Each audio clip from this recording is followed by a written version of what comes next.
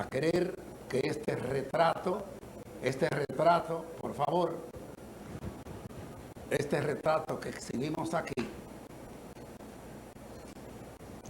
por favor, es del doctor Francisco Antonio González Harde, que hoy, día 11 de enero, hubiese cumplido 82 años de edad.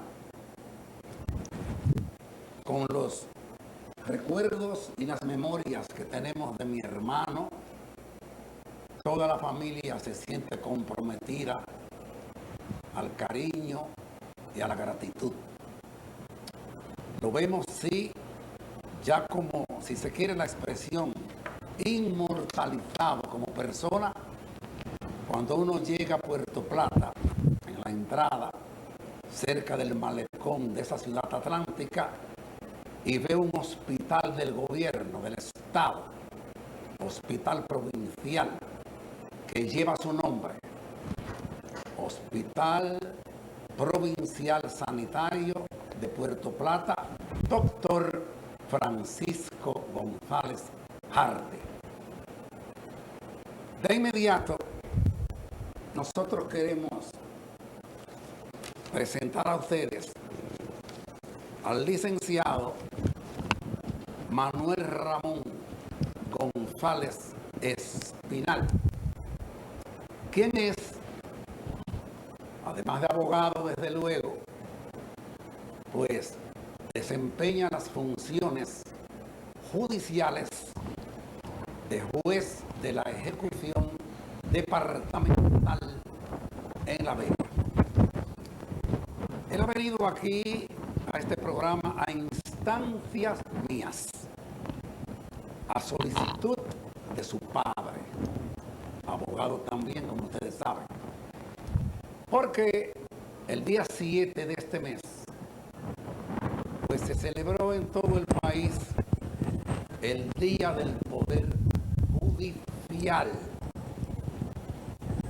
Y tanto él como yo compartimos criterialmente una idea, un concepto definido, y es concederle el valor que merece un poder de esta naturaleza, de los jueces, los ministerios públicos y otras áreas de derecho, la conformación de la justicia dominicana. Y entonces aprovechamos el momento para también sumar a los saludos anteriores, precedentes, saludar ahora a través de mi programa a todos los integrantes, componentes, a la estructura física del Palacio de Justicia. Porque saludamos, apreciamos a todos los jueces, a todas las autoridades del Ministerio Público en todo sentido en el país, desde la Suprema Corte de Justicia hasta el tribunal que pueda estar o juzgado en una remota o la más remota región del país. Somos ante todo abogados. Eso es lo que somos. Y entonces, conversando en casa, después de que pasó el Día del Poder Judicial y se desarrollaron sus actos elaborados para esos fines por las autoridades judiciales competentes, pensábamos que valía la pena que a través de una hora con González Harde reiteremos nuestro respeto, consideración, estima a todos los jueces de La Vega, a todos los presidentes de las distintas instancias, a todos sus integrantes como abogados, secretarios, alguaciles, absolutamente a todos. Pero repito que a requerimiento mío y por interés de mi programa, pero entiendo honestamente, quien me conoce sabe que es así, para interés de La Vega, sobre todo, que mi hijo el licenciado Manuel González Espinal, repetimos, juez de la ejecución departamental, porque tiene jurisdicción no solo en La Vega, sino también en la provincia Sánchez Ramírez y la provincia Espaillat, o sea, Moca y Cotuí respectivamente. Pues nos interesa que se sepa cuál es la labor. Y él, al manifestarlo, al leerlo, como él quiera, yo lo dejo a su arbitrio. ¿Cuál fue la labor en el año 2006 de ese tribunal que él preside de la ejecución? En virtud a eso, Manuel Ramón, te dejo a ti entonces. Y muchas gracias por complacerme en venir.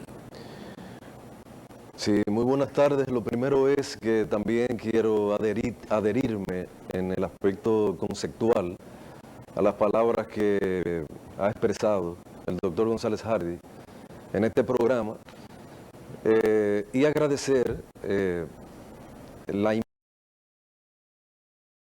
escenario para tratar de, por lo menos, difundir o proyectar la labor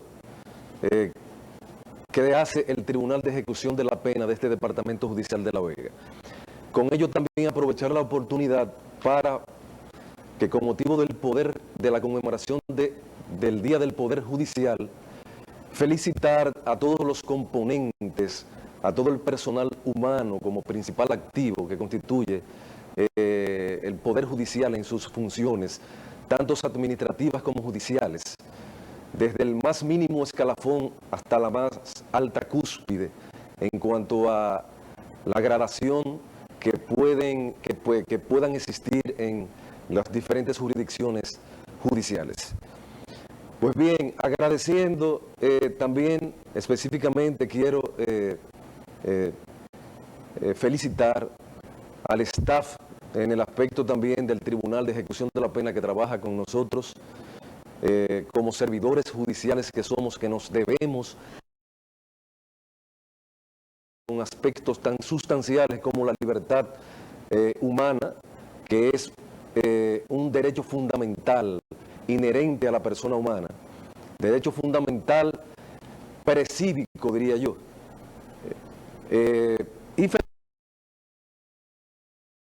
como son, empezando por la secretaria titular, María Consuelo Polonia, y las auxiliares, Wendy, Yajaira y Ana Iris, que actualmente está ahora mismo en estado postnatal. Sin también pretender olvidarnos también de la labor también bastante fructífera y concreta que hace el alguacil que tenemos, es Andrés Silberto Reyes. Pues bien, en ese tenor y en ese orden, nosotros queremos, dada la oportunidad que se nos está dando, y reiteramos las felicitaciones al Poder Judicial y a todos sus componentes, de tratar de proyectar de manera proactiva humilde que hemos hecho durante este año del 2006, porque este es un tribunal que se conformó estructuralmente y empezó a su funcionamiento, valga la redundancia, en el año 2005. Entonces, en cuanto a la labor del año 2006, se suman todas las atribuciones legales que conforman las actividades que desempeñamos como juez de la ejecución de la pena, que es en base a lo que establece la ley 76-02 que instituye el Código Procesal Penal, que vino a introducir una innovación en cuanto a lo que es el aspecto de la pena, de la aplicación de la pena. Un eslabón prácticamente perdido dentro del proceso penal en la República Dominicana desde la fundación de la República. Con esta implementación de esta nueva faceta del proceso, creemos que se construye, que se instituye una base eficaz para la proyección de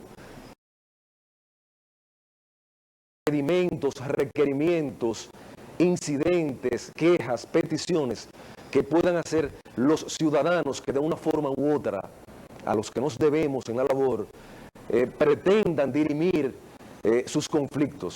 Y este tribunal precisamente viene a llenar ese vacío que existía y a llenar a cabalidad esas funciones. Y por eso se hace esta labor, ingente labor a la que nos debemos. Pero no queremos alargarnos más también en esto. Queremos simplemente manifestar que tenemos unas estadísticas en nuestras manos que nos vamos a permitir leer en ese sentido. Para que la ciudadanía... Esas estadísticas llegan, ¿qué destino tienen? ¿Es de consumo interno para usted? Dentro de las altas instancias. Estas son estadísticas que tienen que ser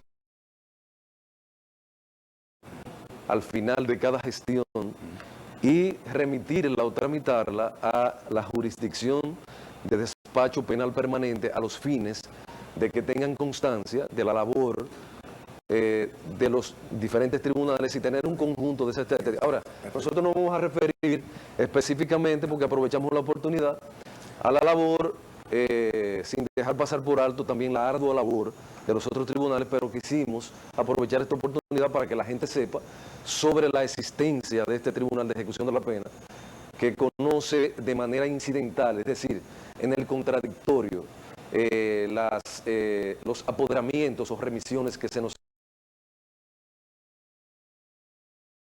o por vía de los particulares. En ese sentido, brevemente, nosotros vamos a desglosar las siguientes informaciones. Por ejemplo, en cuanto a los incidentes de procedimiento que conocimos, entrados en el año 2006, suman la cantidad de 480 incidentes. Resueltos de esos incidentes, 434. Esos incidentes se desglosarían de la manera siguiente.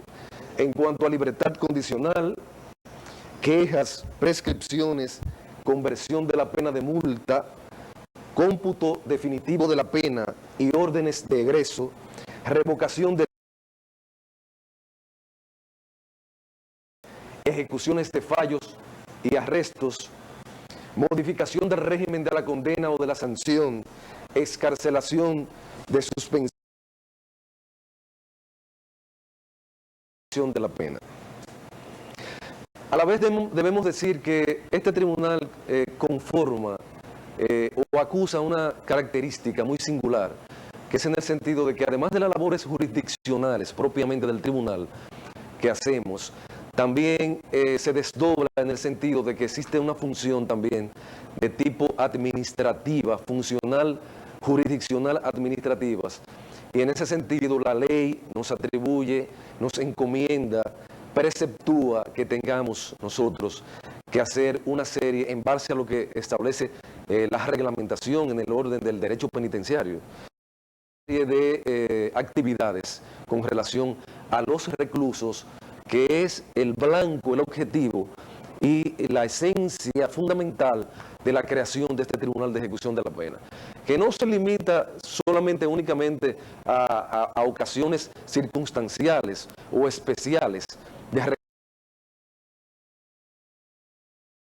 recordar una frase de ese estadista que llegó a ser presidiario, recluso, llamado Nelson Mandela, que luego llegó a ser presidente de la República Sudafricana, que duró más de 20 años preso. Un líder universal. Un líder universal que manifestó en una ocasión un criterio que él externó, que las instituciones democráticas, los diferentes poderes del Estado, la democracia en realidad en sí, se podría medir o se podría tener como parámetro el grado de situación de bienestar, de eficiencia o deficiencia en que se encuentren las cárceles. Porque las cárceles están precisamente para albergar a personas humanas que son acreedores de dignidad personal también. Solamente los derechos que les son conculcados a las personas que están presas son los derechos que les restringe la sentencia condenatoria, pero después siguen siendo personas humanas. En ese sentido, nosotros, para terminar, y le agradecemos la oportunidad que nos dan, queremos manifestar también que en el orden de la gestión de la ejecución, En cuanto a inspección a centros privativos de libertad, se realizaron 21, visitas a centros privativos de libertad 28, visitas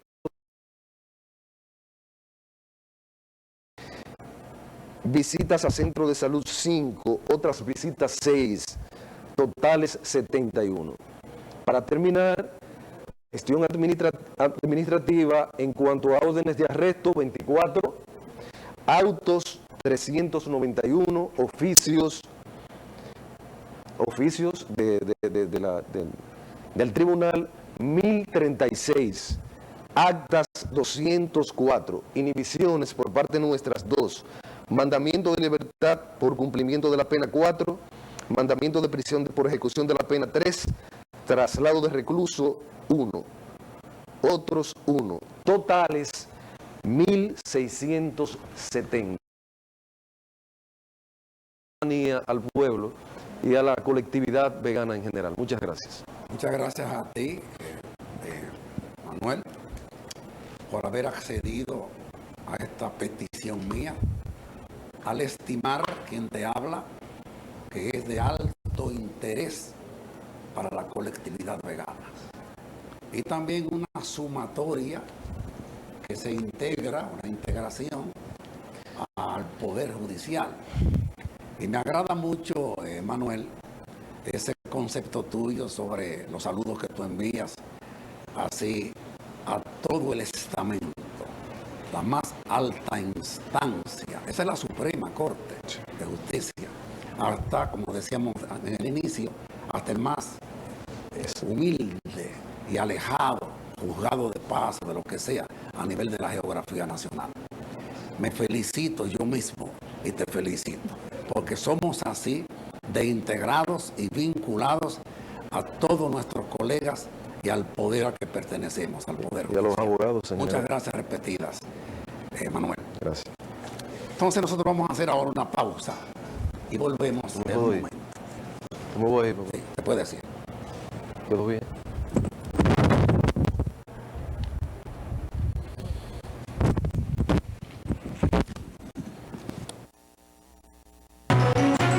En un momento continuamos en Una Hora con González Hardy.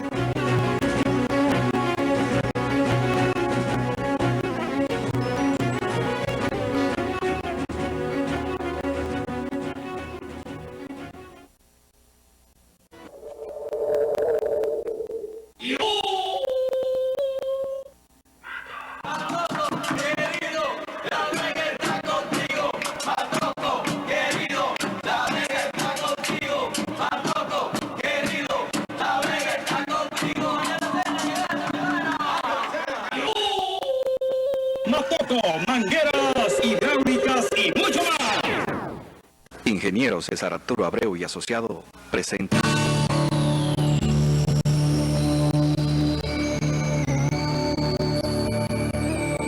Hola, quiero darles unos consejos para la seguridad de tu familia en la casa. Cuidado con los cuchillos, los tenedores, etc.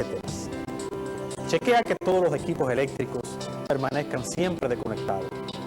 No deje los fósforos encendedores de los niños. Lo mejor es que ponga a los niños en su corralito o en una silla.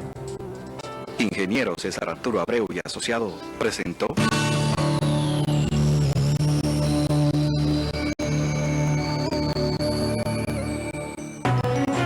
Continuamos en Una Hora con González Hardy por Vega TV.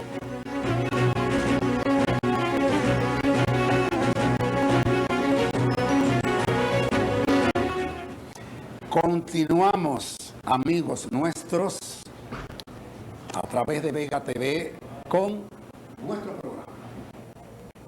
Y ahora vamos a una noticia internacional, por estimarla también de gran interés. Y es que todos ustedes saben que el Partido Demócrata en los Estados Unidos obtuvo una contundente victoria electoral en el Congreso en los Estados Unidos. Y que por primera vez una dama, una mujer desde la fundación de los Estados Unidos y su liberación del imperio inglés, pues nadie había sido presidenta de la Cámara de Diputados. Y ahora los Estados Unidos, en un régimen demócrata, del Partido Demócrata, pues ha hecho que escale esa posición importantísima, pues una dama de los Estados Unidos, una mujer. Y ese partido apunta, luce orientarse, dirigirse a cambiar, si no radicalmente, porque los Estados Unidos es una nación sumamente civilizada y continúa siendo la esperanza del mundo. Y también brilla la democracia, cómo no. Pero los demócratas, en relación a Irak, al holocausto de Irak, al genocidio de Irak, a la injusta invasión de Irak, habíamos dicho en un programa previo a este que la ejecución por vía de la horca de Saddam Hussein iba a desencadenar graves problemas y acontecimientos en el Oriente. Y así ha sucedido. Ahorcado Saddam Hussein, casi 24 horas después, una enorme tragedia en la capital de Irak, en Bagdad, donde murieron norteamericanos y muchos iraquíes. Y lo que nadie va a creer, Tony Blair, primer ministro inglés, aliado constante, el espaldero, si se quiere, de George W. Bush, acaba de emitir sin discreción ninguna, sino para el público, para el mundo, más o menos esta concepción. Y es que hay que cambiar ya el asunto de Irak radicalmente. Que ya como que basta de esa carnicería, de que basta de en esa constante violación a los derechos humanos, y que su país, Inglaterra, está estudiando ya su rol de papel más definido, más definitivo en el caso Irak. Lo habíamos dicho, no nosotros. Nosotros éramos como una interpretación, un tímido eco de un sentimiento universal, de que se rechaza ya la intervención norteamericana en ese país iraquí. También respecto a eso, cuando salieron las imágenes de Hussein, cuando fue ajusticiado y estaban ahorcándolo, eso desencadenó de que algunas personas imitaran este hecho y ocurrieron grandes tragedias porque niños, al ver esto, quisieron, como son los niños siempre, inventar y fallecieron trágicamente, porque pienso yo que, aunque estoy contraria a lo que es la muerte, la pena de muerte, ese no es el mejor método. Es un método ya que pienso que tiene que quedar atrás, y más de esa forma de ahorcado. Eso es algo horripilante. Sí. Impactante de manera negativa en la sociedad universal, en la sociedad mundial, en el mundo civilizado y aún no civilizado. Bien, entonces vamos a pasar ahora a la sección personaje del programa, que por momentos y en diversas entregas o ediciones nosotros tomamos en consideración. Y hoy, para satisfacción nuestra íntima y real, externada a todo el mundo, tenemos un personaje que se llama Ingeniero Santiago Morales Fedey. Yo creo a ciencia cierta que nuestra comunidad, nuestra patria chica, La Vega, dentro de la geografía nacional y su división política en provincias, este es un municipio, pues conoce bastante esta figura.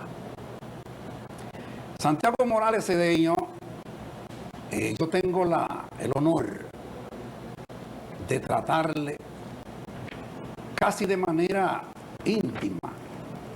Somos muy buenos amigos. Y Santiago, desde que llegó a La Vega hace tantos años, con aquella empresa denominada o llamada Checkpoint, trajo a La Vega una nueva interpretación de lo que debe ser la relación obrero-patronal. Y aquel joven tan recto, tan serio, tan responsable, se ha convertido desde esa época hasta ahora en una figura de simpatía, respeto y admiración entre todos aquellos que yo diría de verdad, que tienen la suerte de trabajar con él. Es un caballero de la industria, pero a la vez es un férreo industrial de exigencias en que el trabajo sea constante, en que el obrero se gane ciertamente desde la Biblia su salario con el sudor de su frente. En esta época moderna que vivimos, diríamos con el sudor del tecnicismo que poseen, porque son fábricas técnicas las de Santiago Morales. Recientemente, este señor, repito que debe ser conocido por La Vega más y más, porque ya a través de todos los ordenamientos sociales y actividades, en todo lo que se refiere, por ejemplo, a su carnaval, en toda contribución o cooperación que se desee para los asuntos que atañen en La Vega, en su prosperidad y progreso, ahí está siempre la mano amiga de Santiago Morales Cedeño. Pero ahora, recientemente, Santiago Morales, pues inauguró otra fábrica, es nueva, con el nombre de Inalert, dedicada casi de manera mayoritaria, diríamos nosotros, a la confección de medias. Y eso es increíble, esa fábrica. En la inauguración, todo el mundo se percató de los adelantos que hay ahí. Y sobre todo de los proyectos que tiene en mente este señor. Para concluir sobre Santiago, diríamos lo siguiente, que mucho más que sus éxitos más que merecidos, mucho más que ese equipo formidable de trabajo que tiene, los más cercanos, empezando por Joaquín y ese equipo de jóvenes que están ahí y de personas dedicadas a esa labor ingente, positiva, de ayudarlo y colaborar con él en este adelanto vegano, en este progreso vegano. Está hasta una hija de Santiago en su equipo de trabajo.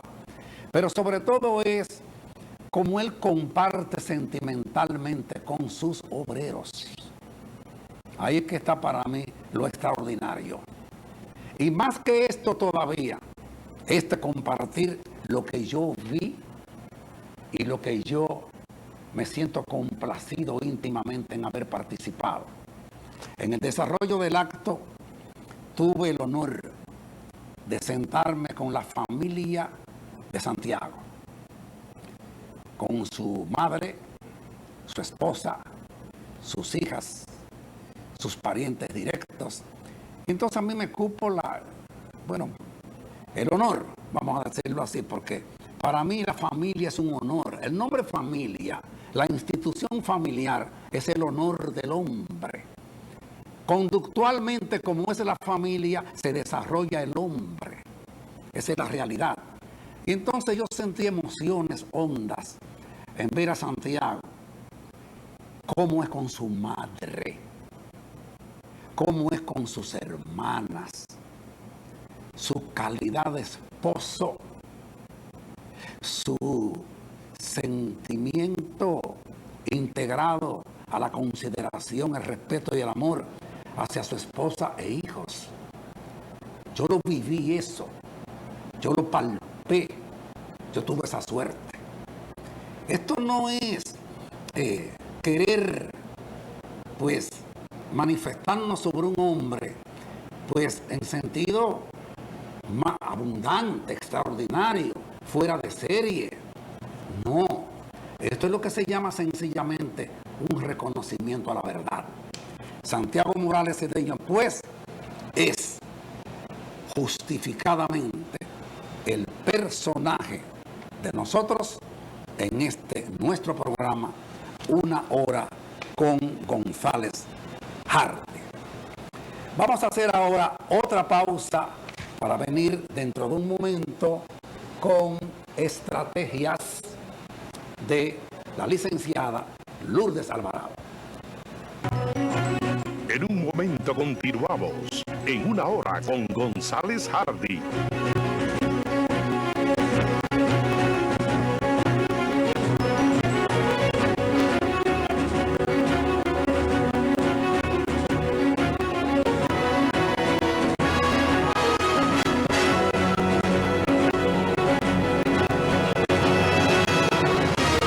Ingeniero César Arturo Abreu y Asociado presenta.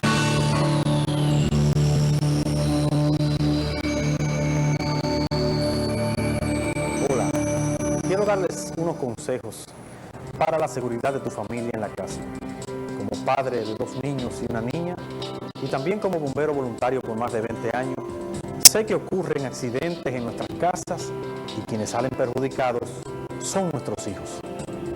Quisiera que presten atención a estos consejos. 1. El lugar más peligroso de la casa para nuestros hijos es la cocina. Cuando cocine, no dejes los niños sueltos, pues le pueden caer chispitas de aceite. También mantén las pailas y los sartenes siempre con los mangos hacia adentro. Ingeniero César Arturo Abreu y Asociado presentó.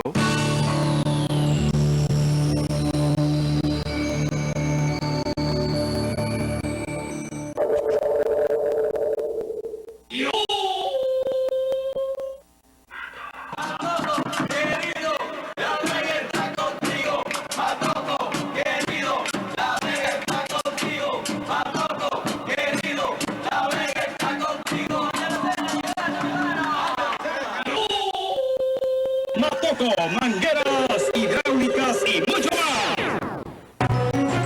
Continuamos en Una Hora con González Hardy por Vega TV.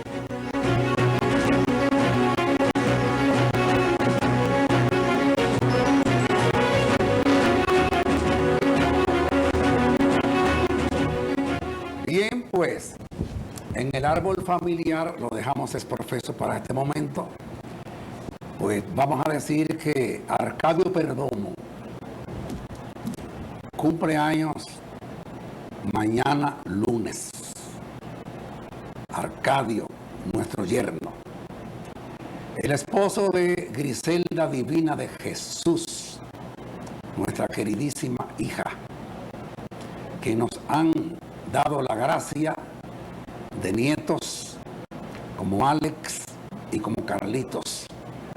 De todo corazón, a nombre de este programa, de la licenciada Lourdes y de quien habla, el abuelo junto con Lourdes, nuestras felicitaciones. Pasamos ahora, como dijimos antes, a la sección estrategias a cargo de Lourdes Alvarado, la licenciada.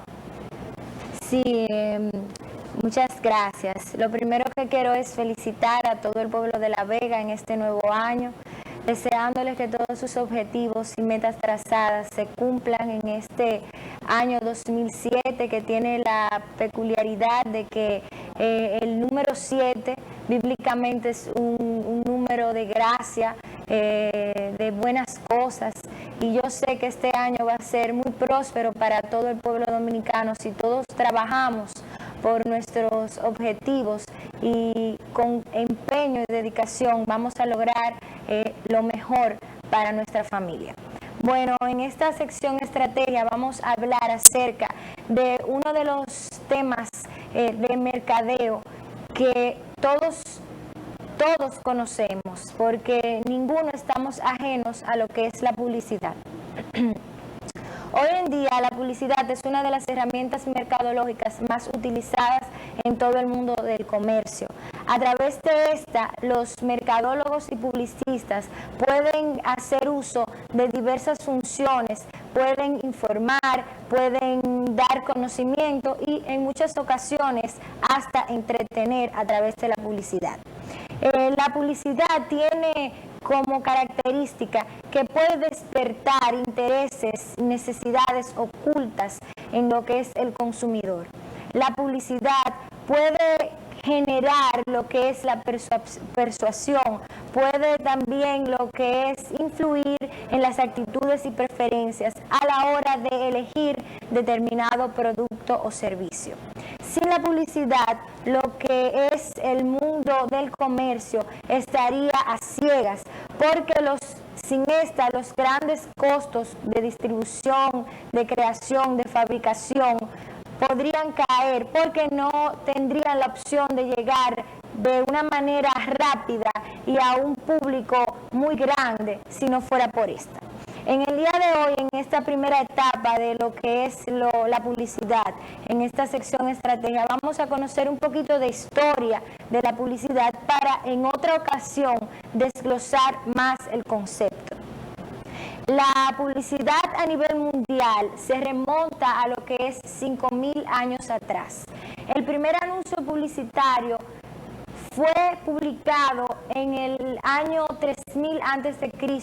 en una tabla de barro donde se anunciaba un comerciante de ungüentos, un zapatero y un contable.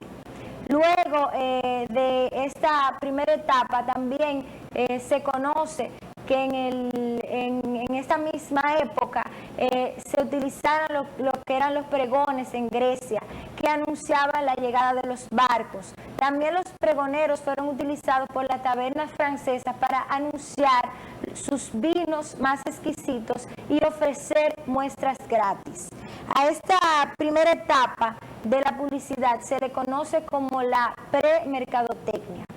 Ya la segunda etapa es conocida como la era de la comunicación masiva, porque en este periodo fue que aconteció un hecho trascendental para lo que es la comunicación a nivel mundial, lo que dio origen al periódico y al volante. Ustedes saben de qué estoy hablando. Claro, el invento de lo que es la imprenta, que tanta facilidad nos ha dado hasta el día de hoy.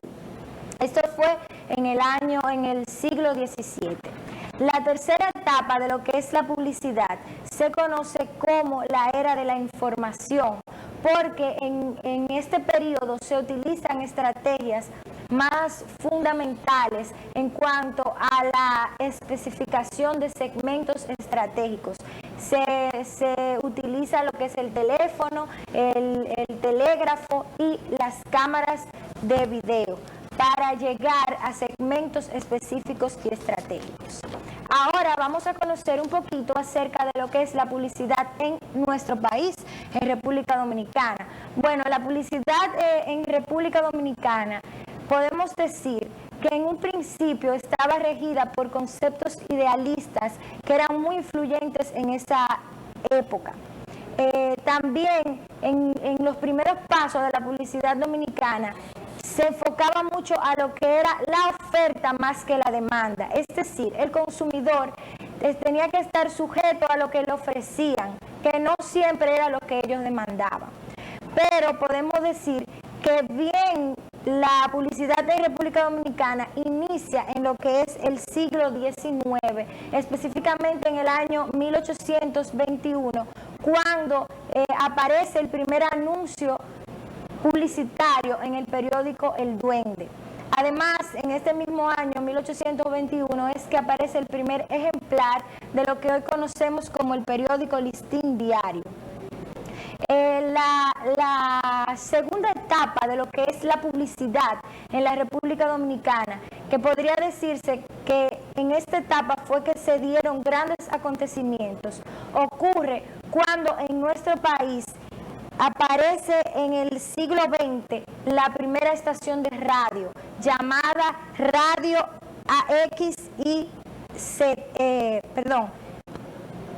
HIX, donde en esta estación de radio se graba el primer anuncio para una empresa que fabricaba aceites de cocina, que se llamaba Aceite El Fundador.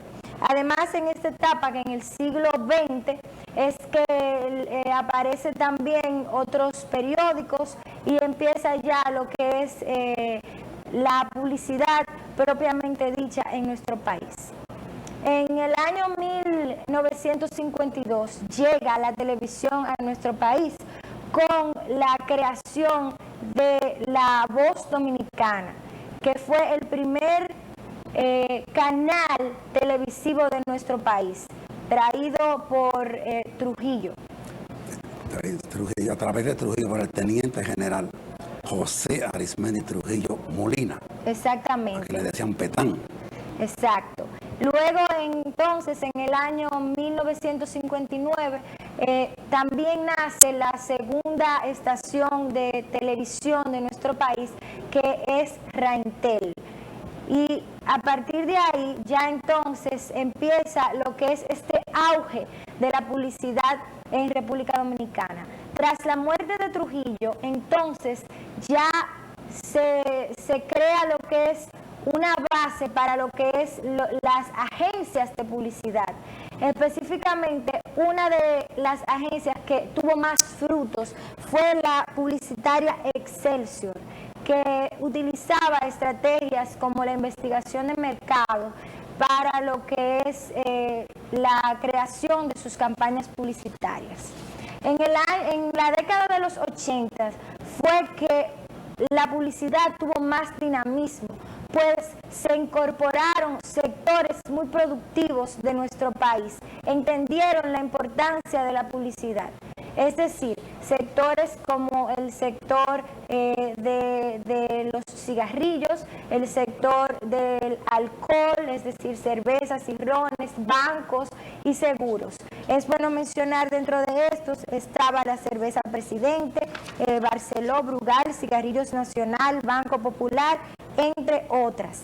Además, en esta época de los 80, se toma más lo que es lo racional que lo emocional, porque nuestra publicidad, ustedes saben que desde siempre se apela a lo que es la emotividad, desde sus orígenes, porque tenemos influencia norteamericana y cubana en nuestra publicidad, y se apela mucho a la idiosincrasia elemental del dominicano, a lo que es su naturaleza, su forma de actuar, su forma de hablar. Toda la cultura, costumbres y tradiciones siempre se enfocan mucho en nuestra publicidad hasta el día de hoy. Es bueno mencionar algunos de los personajes que han impactado nuestra publicidad.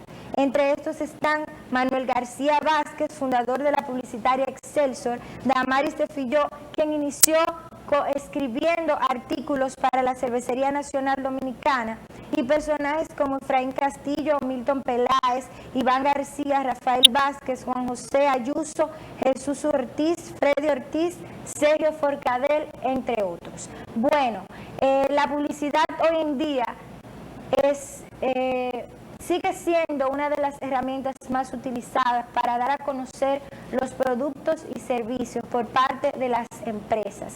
Pero hoy el consumidor cada día es más consciente de las cualidades de estos productos, es más consciente de lo que busca y de las alternativas que están a su disposición. Además, porque tenemos nuevos mercados internacionales que compiten con los productos nacionales para saciar esas necesidades. Es por esto que la publicidad es una labor cada día más difícil, pero igual de importante Para que esta funcione debe de estar cargada de roles creativos, de una buena selección de mensajes, personajes, sonido y color, para que pueda llegar al segmento a donde se dirige.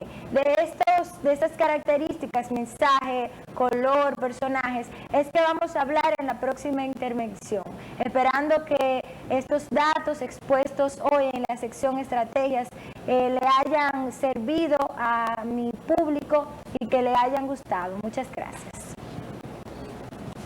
Bien, vamos ya a la parte final de nuestro programa. Y tenemos que decir algo importante, muy importante. Y es que se está debatiendo el caso de la Fortaleza Concepción de La Vega y que se pretende hacer con ella una remodelación. Incluso que ya se dio el primer Picasso para esa obra. Esto merece en verdad un trabajo mental, una elaboración mental extensa, más extensa.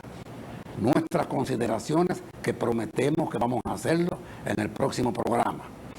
Pero mientras tanto, señores, la verdad es que esa fortaleza ya es una degradación para La Vega. Y está provocando, lamentablemente, que se piense que inclusive es una nueva Bastilla que puede producir una revolución conceptual en muchos aspectos. Pero ya lo dejaremos para nuestra próxima entrega. Y entonces nos despedimos. Lo hacemos en la forma que tenemos acostumbrado a ustedes, al público. Pues pensar en Dios como el supremo hacedor y amándolo. Y manifestar otra vez, y no nos cansaremos de hacerlo, que La Vega es privilegiada, porque a la Madre de Dios la tienen dos advocaciones. Primero, en el Santo Cerro, la Virgen de las Mercedes, que es la patrona de la República.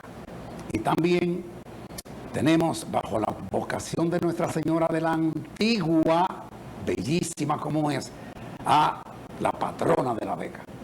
Muchísimas gracias a todos ustedes y será hasta la próxima oportunidad. Gracias. Una hora con González Hardy.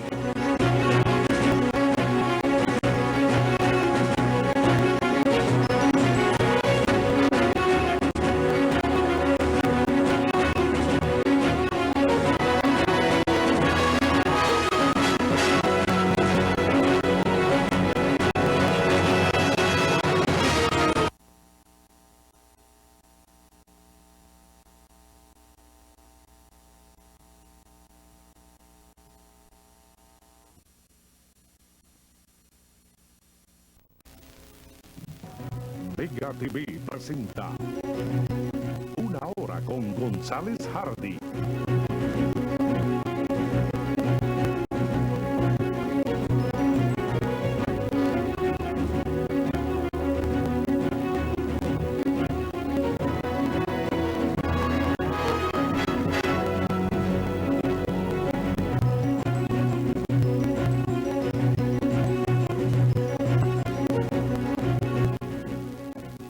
Con ustedes, amigos, señoras, señores, Una hora con González Hardy, a través de Vega TV, tu canal vegano, excelente medio de comunicación, veganísimo en su proyección. Vega TV. En saludos de manera inmediata al buen amigo doctor Erasmo Vázquez y su familia, al doctor José Roca Brache, su esposa, mi compañera de estudios desde la Escuela Normal, Linda Pezotti, al amigo productor de programa en Vega TV, César López y su familia, empezando por la celebrada artista Michelle, y con ella extendemos los saludos a su esposo y sus hijos, y así nos complacemos mucho con los saludos, con los afectos, con la identidad, con la consagración de la simpatía humana. En el árbol familiar, pues presentamos personas fallecidas que llevaban el nombre de Altagracia. Ana Hortensia Altagracia, mi querida hermana. Tata Pérez de Gómez, es decir, Altagracia Pérez de Gómez, esposa de mi inolvidable maestro Joaquín y madre de Coco y de Andrés, pues que son excelentísimos amigos míos. Y en Santiago, para de alguna manera dejarlo grabado, Altagracia Martínez Tago. Pues miren ustedes que habíamos dicho en el programa anterior, y queremos nunca faltar a nuestra palabra, que íbamos a tocar la temática de la fortaleza de La Vega, brevemente, porque todo el comentario convalidado cada día es de que se dio su primer Picasso, la construcción para una remodelación de esa fortaleza. Y desde luego esa fortaleza tiene en su distribución la cárcel de La Vega. Entonces, cumpliendo con esa oferta conceptual, criterial, mi pensamiento propio, vamos a remontarnos al pasado. Hay fortalezas célebres. La Torre de Londres, que dio lugar a que ejecutaran reyes y reinas. La Bastilla, el grito de guerra de la Revolución Francesa, del gran alzamiento popular contra la monarquía absoluta, en la imaginación de Alejandro Dumas, el célebre escritor del Conde de Montecristo, también el castillo de If, que como él lo describía, este formidable autor francés, pues era como un infierno terrenal. Entre nosotros, entre los dominicanos, está la historia completa de sus fortalezas fúnebres. Fúnebres porque es con el vuelco total de los signos de la muerte de los presidiarios. La célebre 40 y el kilómetro 9. Entonces, estamos con Dante Alighieri. Esas fortalezas, y de las que voy a hablar ahora mismo, fiel a la promesa, la Concepción de la Vega, son, como dice Dante Alighieri en la Divina Comedia, pues el infierno. El que entraba en aquellas y entra en la de la Vega, penetra automáticamente al infierno del Dante, con la titularidad en la entrada, que muchas veces hemos usado. Quien llega a este lugar pierde toda esperanza. ¿Qué ha sucedido con la fortaleza de La Vega, construida donde está? Que hace tiempo ya, bastante largo, que se ha demostrado hasta la saciedad que no es un local, no es un centro para estar donde está, en la presente ubicación. Ahí pues se han presentado dramas del teatro más horrible, dramas como un incendio que se llevó la vida de muchos presos, batallas campales entre los presidiarios, y en lenguaje normal nuestro corriente, pues son los enlatados. Uno piensa a veces que están de tal manera, estos presos, de tal manera que podría así decirse que parecen latas de sardinas en su sector. Ahí no cabe ni siquiera físicamente hablando la respiración, la mezcolanza que hay ahí, de los delincuentes simples hasta los altos criminales y los infractores en el campo de la droga. Es un peligro público la fortaleza de La Vega, para toda La Vega si se quiere. Y entonces, muchas voces veganas se han elevado como una general aspiración para que sencillamente La Vega en este caso se unifique, se compacte en una decisión firme y valiente, con características de absoluta responsabilidad y como una demostración eficiente de que La Vega vale en el ámbito nacional y se hace respetar en sus aspiraciones legítimas. Al coincidir estas aspiraciones con rechazar enérgicamente que ahí se remodele esa fortaleza, pues ha merecido la adhesión, la adherencia, el respaldo de todos los veganos y de otros que no son veganos, inclusive de instituciones y organizaciones que tienen que ver con el sistema penitenciario dominicano. Entonces, ¿qué aporto yo? Otros lo han hecho. Déjenme yo sumarme a esas ideas y manifestar por vía de consecuencia, por consiguiente, qué es lo que debe hacerse. ¿Por qué no? Concretar, de verdad se dice que nunca lo hacemos, que la Vega está dividida, que La Vega no prospera ni progresa por su división interna de sus propios hijos, que somos como Saturno que devora a esos hijos de sus propias entrañas.